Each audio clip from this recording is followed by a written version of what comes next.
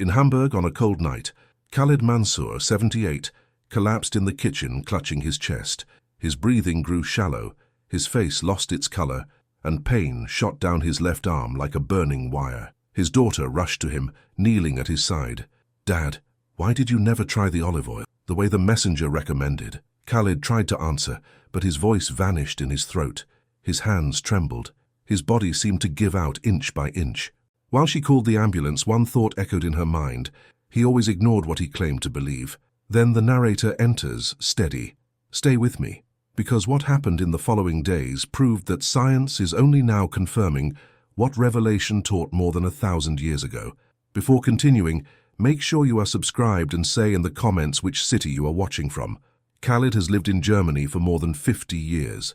The neighborhood knows him as the quiet old man who walks slowly down Hamburg's main street every morning, always wearing the same grey coat and carrying a small blue book in his pocket. He wakes before dawn, prays in the silence of his room, reads a few verses in a low voice, prepares black tea and watches the city awaken through the misty window. The routine seems steady, but incomplete. For months, he has felt strange pains in his chest and joints. His sleep is light, interrupted by dry coughs. His eating habits are poor. White bread, quick-fried snacks, few vegetables. His daughter insists, "Dad, just try the olive oil. It's in the teachings. It's in modern studies. Why not try?" Khalid always responds with an impatient gesture. "That's for impressionable people. My body can handle it." But it cannot.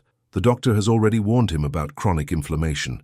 His grandson mentioned recent scientific studies, and the men at the mosque say olive oil has always been part of traditional healing. Still, he repeats the same line as if trying to convince himself, "I can manage." The problem is that his body no longer keeps up with that stubbornness. The pain intensifies, his steps grow short and heavy, and his hands shake when he holds simple objects like a spoon or a cup. That week, before the collapse, Khalid noticed something different, a constant pressure behind his sternum, as if something inside were inflamed. He ignored it, took a deep breath, and continued his day. But the truth is that this silent discomfort was about to become the trigger that would change everything, including how he viewed his own body, his own faith, and his own healing. And it is exactly when that breaking point approaches that the next chapter begins. The transition from that stubborn routine to the critical moment began in an almost imperceptible way. On a cold morning in Hamburg, Khalid opened his front door as usual, adjusting his scarf before stepping down the small porch stairs. The fog-laden air touched his face, and the street was quiet except for the distant sound of the tram. But when he tried to climb the first step again to grab the gloves he had forgotten, his leg simply gave out. It happened in a second, an internal snap, a hot jolt through the knee, then a strange heaviness moving down his calf. Khalid grabbed the railing tightly, trying to stop the fall, but his body didn't respond. The knee swelled rapidly, as if something inside were being pushed outward. He muttered, breathless, "No, not now." He tried to take a step, but the burning sensation traveled up his thigh, sharp, deep, as if the bone itself were aflame. His heart raced. The world turned slightly blurry. His daughter heard the noise through the window and ran to the porch. "Dad, what happened?" "It's just the knee. Must have been a wrong movement." But she saw in his expression that it wasn't just anything. She grabbed her phone and called emergency services immediately. As they waited, Khalid leaned against the wall, breathing with difficulty, trying to hide the trembling in his hands. The ambulance arrived within minutes. The paramedics examined the knee, pressed the joint and exchanged serious looks. "There is clear inflammation. Could be advanced degeneration. We need to take him in." At the hospital, after exams and scans, the doctor walked in holding a digital report. The bright light in the room seemed to amplify every word. "Mr. Mansour, your body has been signaling for months. This inflammation didn't start today. It runs deep. The cartilage is worn. And if you continue without proper treatment, we're going to face bigger complications." Khalid looked away, as if trying to escape a truth he had always known but never wanted to face. His daughter asked, "And now, doctor?" The doctor took a slow breath. Now he needs to follow a plan. Anti-inflammatories, physical therapy, and there are natural treatments that help a lot. But that depends on him accepting that he needs to change. Tension filled the room like a thick fog. In that room, as the doctor explained the next steps, the camera of the narrative could easily zoom in on a forgotten detail in Khalid's kitchen, a full, untouched bottle of Palestinian olive oil, bought at the Arab market on the side street, left for months on the shelf, never opened. That bottle, silent, seemed to be watching everything from afar, and it would be the one that, in an unexpected turn, would change Khalid's fate. Khalid returned home at the end of the afternoon, exhausted from the hospital visit. He sat on the bed slowly, trying to rest his aching leg on the pillow. The silence of the room made the weight of his own body feel even heavier. Evening settled over Hamburg, tinting the windows in shades of gold. The door opened gently. His granddaughter Lena held a small clear bottle in her hands. Her eyes were red. She had clearly been crying. "Grandpa," her voice came out shaky, almost a whisper, "let me try this. It's simple." He lifted his gaze and recognized the yellowish liquid glowing under the dim lamplight. Pure olive oil. The same he always said, made no difference. Khalid frowned. "Lena, I don't want to worry you more than I already have. It's not worry, it's care. And you know what was taught about this." The sentence hovered in the air like an old memory. He knew exactly what she meant. The words he had heard so many times in mosque classes, in study circles from the lips of his own mother in Egypt. Olive oil to eat. Olive oil to anoint the body. Olive oil as healing and protection. Yet, for decades, Khalid had chosen to ignore all of it, convinced that modern science was enough. Lena moved closer to the bed and sat beside him. "If it doesn't work, at least we tried. But if it does, maybe you'll understand something you've refused for a long time." He swallowed hard. His own stubbornness felt heavier than the pain. He looked at the bottle and finally murmured, "Fine, do as you think best." Lena opened the bottle, and the room filled with a soft, warm, almost familiar scent. The smell of earth, sun, ancient olive trees. She poured some of the oil into her hands and began applying it to the painful knee with slow, circular motions. Her grandfather's skin, dry and tense, seemed to absorb everything instantly. "Does it hurt?" she asked. "No. It's strange. It's like it's warming from the inside." She continued massaging. The room remained absolutely silent, with no sound except Lena's calm breathing. The soft light reflected on the oil, turning the moment into something intimate, almost sacred. After a few minutes, Khalid closed his eyes. It wasn't healing yet. It wasn't complete relief. But something had shifted. Something deep, discreet, almost imperceptible, as if his body were recognizing that simple gesture, as if an old door had been opened after a long time. When Lena finished, she smiled. "Maybe this is just the beginning, Grandpa." And Khalid, for the first time in many months, believed it might be true. The first minutes after the massage passed slowly, as if time itself were watching. Khalid remained seated, his hands resting on his thighs, trying to understand every signal coming from the injured leg. Lena stood at the foot of the bed, not daring to break the silence. The room was lit only by the lamp. The golden light reflected on a tiny drop of olive oil that had spilled onto the sheet. The scent still lingered in the air, soft and almost therapeutic. Then something unexpected happened. The pain that had been throbbing like a continuous wave eased by 1 degree. It didn't disappear, but it decreased as if someone had slowly turned down the intensity. Khalid frowned, surprise spreading across his face. He moved his leg very carefully. The knee, which minutes earlier had felt trapped in a vice, now allowed a smoother motion. Not natural, not ideal, but possible. A different warmth, not feverish, not painful, spread through the joint like a mild, steady flow, almost harmonious. It was as if the oil were reorganizing the body's own response. "Lena," he murmured, still incredulous, This makes no sense." She stepped closer, waiting for any sudden reaction. "What are you feeling?" Khalid took a deep breath, trying to put the strangeness into words. "It feels like it's been misaligned for years, and now something clicked. I don't know how to explain it." Lena smiled, without celebrating too soon. "The body speaks, Grandpa. You just weren't listening." He looked at her with almost childlike astonishment. "What did you do?" Lena shook her head slowly. "Nothing that hasn't been in the Sunnah from the beginning." The phrase echoed inside him. It was too simple, too direct, too real, and for some reason, that made him uncomfortable. Outside, the wind dragged leaves along the street.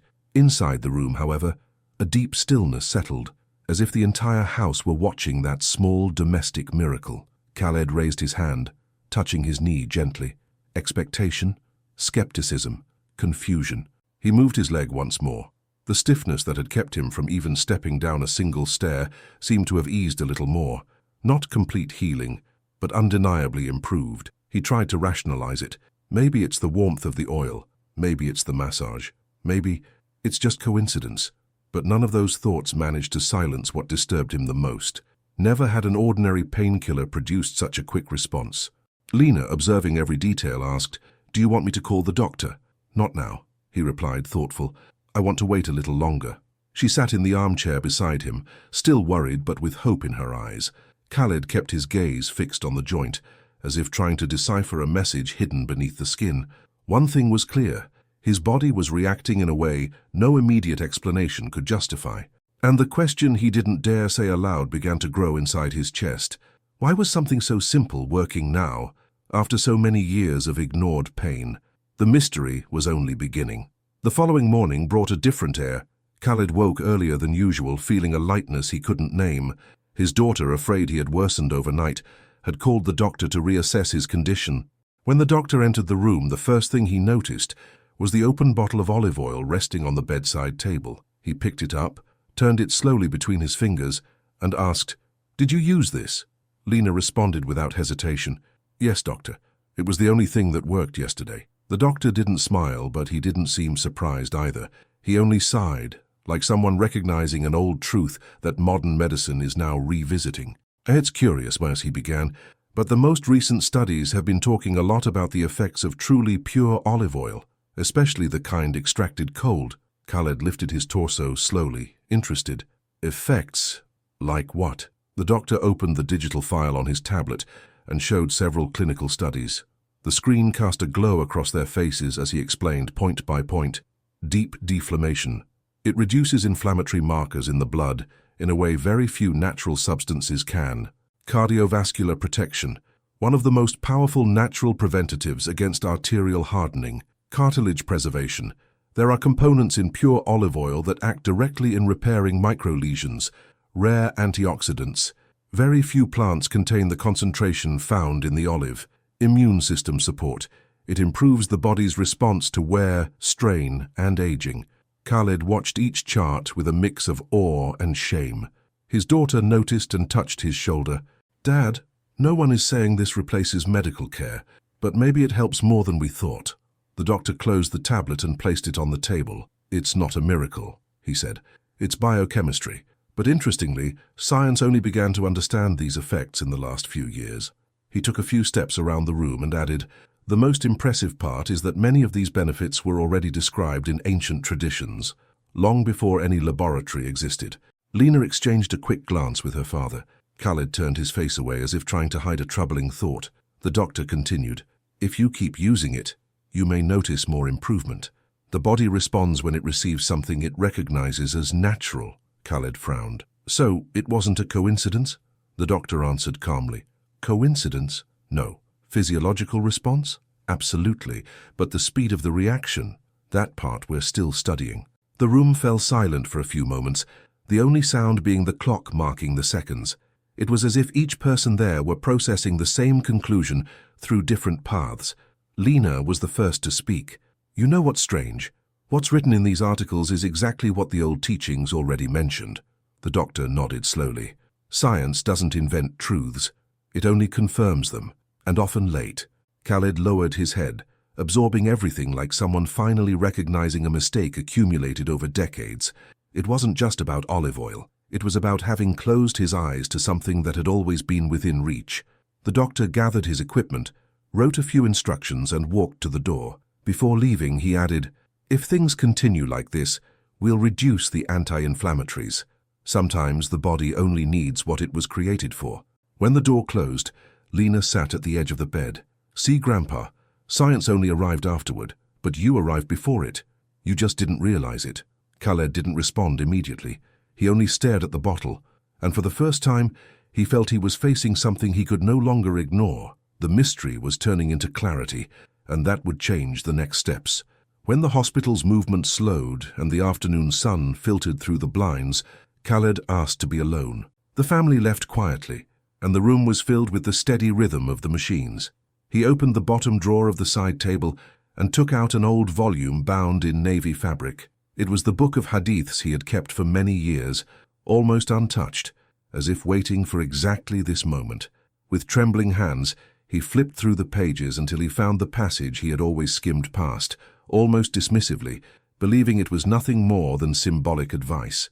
He read slowly, word by word, each line saying that olive oil was a blessed food and medicine for the body. With every sentence his brows tightened and his chest felt narrower. Khaled took a deep breath, closed his eyes, and whispered as a tear slid down his cheek, "It was here. It was always here." And I turned away. He held the book more tightly, like someone rediscovering a forgotten path. The emotional weight didn't come from physical pain, but from realizing that decades of stubbornness could have been softened by a simple gesture, a choice so small and so profound at the same time. The door opened slowly, and the nurse who had cared for him since admission entered carrying a tray of medications. He was a young man, soft-spoken, raised hearing his grandmother's advice about old remedies. Seeing the book open on Khaled's lap, he smiled subtly. "Read something important?" Khaled lifted his gaze, still misty. "I thought I knew everything about what was good for me, but I was wrong." The nurse came closer and placed the tray on the table. "You're not the only one. Modern medicine studies olive oil as if it were something new, but people raised with older traditions always knew it had something special." Khaled closed the book slowly and set it on his legs. "I thought all this was just poetry, metaphor." The nurse shook his head with calm certainty. "Believe me, it's not. Studies show effects that surpass any common treatment. Rare antioxidants, deep action on the joints, direct impact on the heart and blood vessels. Science is just catching up to what was already known by those who lived centuries before us." The elderly man fell silent, thinking. The revelation struck him deeper than any diagnosis. It wasn't just a remedy. It was a bridge between body and faith that he had always ignored. "Funny," Khaled murmured. "I used to walk past the Arab market every week. The olive oil was always there, almost calling me, and I kept saying I didn't need it." The nurse smiled, pulling a chair to sit down. "Sometimes the best remedies aren't in hospitals. They're in everyday life, in what our ancestors learned by observing nature and listening to teachings passed across generations." Khaled ran his hand over his face, wiping the tears. "I spent so long trying to solve everything on my own, and I never realized the answer was right in front of me." The young man touched his arm gently. "The good news is that it's never too late to change, and you've already started. That matters more than any delay." The elderly man took a deep breath. For the first time in many years, he seemed truly at peace. There was a new light in his eyes, not one of immediate healing but of deep understanding. He looked at the book again and closed it with reverence. "The truth doesn't change with time. We're the ones who take too long to reach it." The nurse agreed, standing up to leave. "And when we finally reach it, it transforms everything."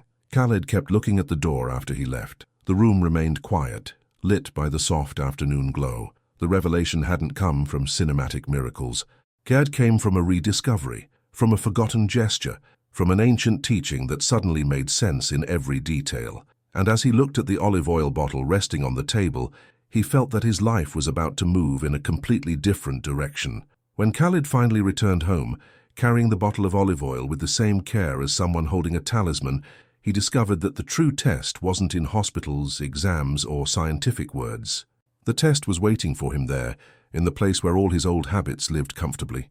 The house was warm, the aroma of hot food filled the air, and the television played a cooking show full of greasy dishes. The family rushed to hug him, relieved by his improvement, yet ready to resume exactly the same routine that had helped weaken his tired body. The dinner table was full: buttery rice, well-cooked meat, soft bread, irresistible desserts. Everything prepared with love, but without awareness. It was the same table that for years had pushed Khaled into a silent cycle of inflammation, swelling, and pain he pretended not to feel. Now he looked at it as if facing an old adversary. His daughter placed a plate in front of him. "Dad, you need to eat well to regain your strength." Eat well. Those words had always deceived him. He looked at the olive oil bottle still on the counter, sitting like a reminder. The cap shone under the kitchen light, as if calling him to a decision deeper than any hospital exam could demand. His wife approached gently. "Do you want to use the olive oil again today?" Khaled breathed slowly. His mind went back to the tears, the old book, the painful recognition of years of neglect. He remembered the nurse and the phrase that had pierced his heart. "Medicine is only catching up to what the sages already knew." He raised his face, calm but firm, and answered, "Today I honor what I learned." The family exchanged glances. not fully grasping the weight of his words. To them, it was just oil. To him, it was the bridge between what he had ignored and what he finally understood. His wife stepped back and gave a discreet smile, respecting his decision. Khaled took the bottle and opened it carefully. He poured a little into his palm, feeling the light texture, the fruity aroma he had never noticed before. He massaged his knee slowly, the way his granddaughter had done in the hospital. The gentle warmth spread across his skin. It was a small action, but filled with meaning. His daughter watched from the doorway. "Do you really think this will help, Dad?" He answered softly, but with conviction. "I don't need to think. I need to practice." Then came the second test. Not physical, but emotional. After years of resistance, it would be easy to fall back into the comfort of his old mistakes. All he had to do was reach for the heavy dish, eat more than he should, and postpone the change for one more day. But Khaled no longer wanted to live as before. Every gesture now felt like a choice between two paths, the past that led him to collapse, and the new understanding he had just received. He sat at the table, served himself small portions, drizzled everything with olive oil, and let the simple, pure flavor remind him of what truly mattered. His granddaughter smiled proudly. "Grandpa, you're different today." He stroked her head. "I'm just returning to where I should have been." The night went on, and as he lay down, he noticed something he hadn't felt in a long time: lightness. Not just in his body, but in his spirit. It was as if he had finally stopped fighting the wisdom that had accompanied him his entire life, but that he never allowed to enter. And there, in that simple bed, with the faint scent of olive oil still on his hands, Khaled realized that true healing does not lie only in the remedy. It lies in the decision to abandon the habit of error and to return to the path that had always been waiting. The weeks passed quietly, as if the whole house had learned to respect Khaled's new rhythm. Every night, he warmed a small amount of olive oil between his hands and patiently massaged each joint that once burned. In the morning, he added a spoonful to his bread or yogurt, refusing to fall back into the carelessness that had led him to collapse. The change began subtly. First, a night without waking from pain. Then, a morning when he could get up without using his arms to push himself. The family noticed small victories that felt like miracles to him: climbing a step without hesitation, walking from the living room to the garden without stopping to rest. One day, as he crossed the yard with steady steps, his granddaughter whispered to her mother, "Look at him." But Khaled heard, and he smiled, like someone who has finally found a piece of himself he thought was lost. When he returned to the doctor's office, the doctor received him with his usual posture but with obvious curiosity. He ordered new tests, evaluated his mobility, pressed specific areas of the knee and ankle. With each test, his frown deepened. After several long minutes in silence, he sat in front of Khaled with the papers in hand. "I don't know what you've changed these past weeks, but this doesn't make sense." "What are you thinking, doctor?" Khaled asked, adjusting himself in the chair. "Inflammations of this kind don't recede like this, not without heavy medication, and from what I see, your joints are stabilized." He flipped through the papers again, as if searching for an error. "What exactly have you been doing? I need to record it in the report." Khaled opened the simple bag he had brought and placed the small bottle of olive oil on the desk, the cap slightly stained. "Just this?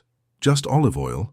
"With consistency, and with faith." The doctor leaned back in his chair, clearly unsettled. "There's no scientific explanation that allows me to conclude this in such a short time." Khaled rested his hand on the bottle, in a calm, almost reverent gesture. "It's because the beginning of the explanation isn't in the laboratories, doctor. It's in the words we ignore while searching for answers far away." The doctor remained silent for a few seconds, trying to reconcile academic knowledge with what he was witnessing. Outside, the granddaughter waited in the hallway. When she saw Khaled walking out with steady steps, her eyes lit up. "Are you better, Grandpa?" He put his arm around her shoulders. "I'm returning. Not like before, but like I should have been all along." Outside the medical building, the cold Hamburg wind touched his face, but it didn't bring the usual discomfort. He took a deep breath, feeling his body respond without resistance. In that moment he realized the true turning point wasn't only in the pain that was fading, but in the awareness finally awakening. The awareness that healing can be found in what was revealed long before humanity was ready to understand it. And now, for the first time in a long time, the path ahead felt light. The news of Khaled's unusual recovery didn't stay confined to the Wilhelmsburg neighborhood. It took only one relative mentioning the case in a small community group for the story to begin circulating among new Muslims, long-time immigrants, and even Germans curious about traditional practices. Within days, comments appeared in cafes, barbershops, Turkish markets, and mosques, all talking about the elderly man who walked again thanks to pure olive oil. The shift from rumor to serious discussion happened quickly. The local Islamic center decided to hold an open meeting, inviting healthcare professionals and district residents. The hall was packed. Among those present were second-generation youths, retired Germans, medical students, and Muslim mothers who wanted to better understand the link between spirituality and well-being. A German nutritionist, Dr. Lena Hoffmann, opened the presentation with charts and tables.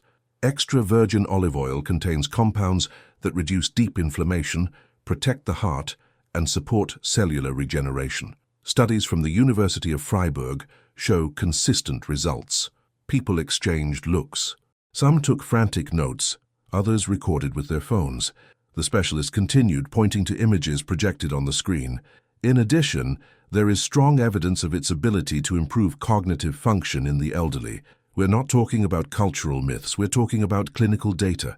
As she explained, the community imam murmured, "Subhanallah." Science arrived slowly where guidance already stood. At the back of the room, Khaled watched silently, hands resting on his cane. He wasn't seeking attention or applause.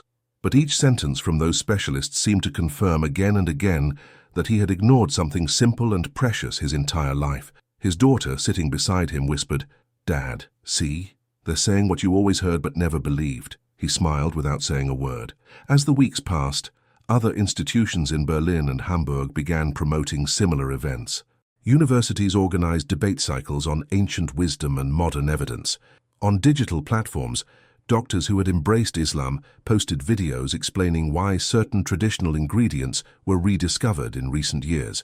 The impact was so great that radio programs invited experts to discuss the relationship between spirituality and health. In one of these programs, a reporter asked, "Why has such an ancient remedy returned to the center of conversations now?" The doctor answered calmly, "Because we are realizing that natural solutions weren't superstition. Many were extremely careful observations, made by people who understood the human body in a different way." The host concluded, "And this recent case, the elderly man who recovered, it's inspiring many people to adopt more balanced routines." The response didn't stop there. Arab and Turkish markets reported increased sales of pure olive oil. Families that once depended solely on medication began integrating healthier habits into their daily lives. In German homes, olive oil started to be seen not just as a cooking ingredient, but as preventive care, a delicate bridge between two worlds, that of faith and that of science. Walking down the main street of the neighborhood, Khaled noticed people whispering when they saw him, as if witnessing living confirmation of something greater. He simply lowered his eyes, grateful, aware that his transformation wasn't only physical, it was cultural, it was spiritual, and in some way it was collective. The following days marked a quiet but profound shift in Khaled's routine. The man who once woke complaining about heavy joints and difficulty moving now began his mornings with a different calm. As soon as sunlight touched the bedroom window, he rose slowly, picked up the small glass bottle, and took a spoonful of pure olive oil, not out of blind ritual but out of newfound conviction. After that, he sat at the table for a simple breakfast, avoiding fried foods and heavy dishes that were once a constant part of his day. The change wasn't forced. It flowed naturally, as if his body had remembered the right path. His daughter watched in surprise. "Dad, you're really taking this seriously?" He answered only with a light smile, without the need to justify himself. In the afternoon, while Hamburg's weather stayed cool, Khaled walked through the nearby parks. At first, he took short, careful steps.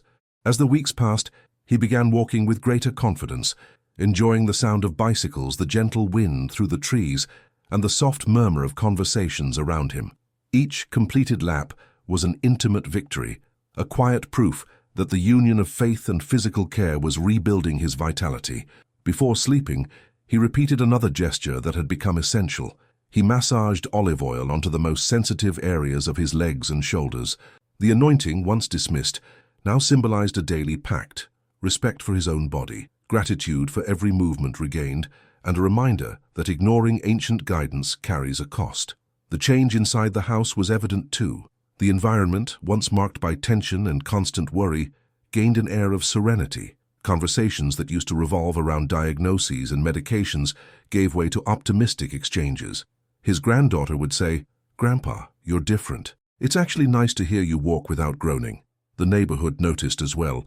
Building residents began knocking on the door, asking for tips about olive oil, moderate eating, and health routines.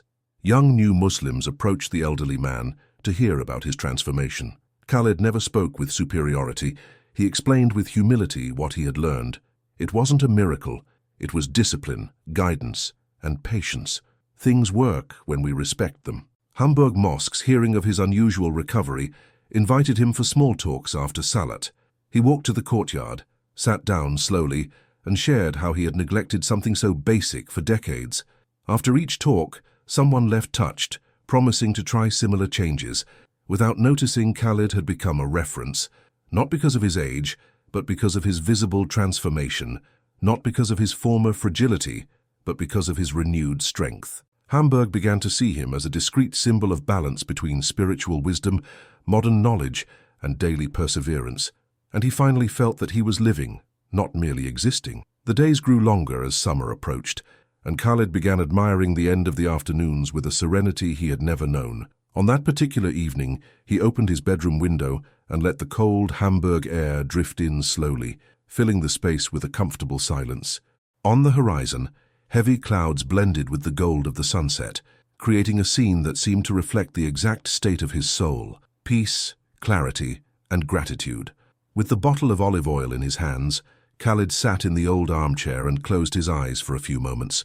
There was no more fear, no denial, no stubbornness, only the mature understanding that for years he had carried before him a simple and effective path, a path he accepted only when his body was already crying out. He took a deep breath, with the calm of someone who finally grasps the extent of his own error and the beauty of correction. "The guidance was always here," he murmured, looking at the overcast sky. "I was the one too far to see it." The words echoed softly in the room, almost as if answering themselves. Nothing about this process had been fast or magical. Everything happened gradually, requiring patience, discipline, and humility. Now, however, he recognized that the true change was not only in his physical improvement, but in the internal shift, the willingness to accept what was always known, but ignored. As night fell and the streetlights began to glow, the narrator concluded, "If this story touched you, subscribe to the channel and watch the next video, because science advances, but wisdom was ready long before it was ever proven."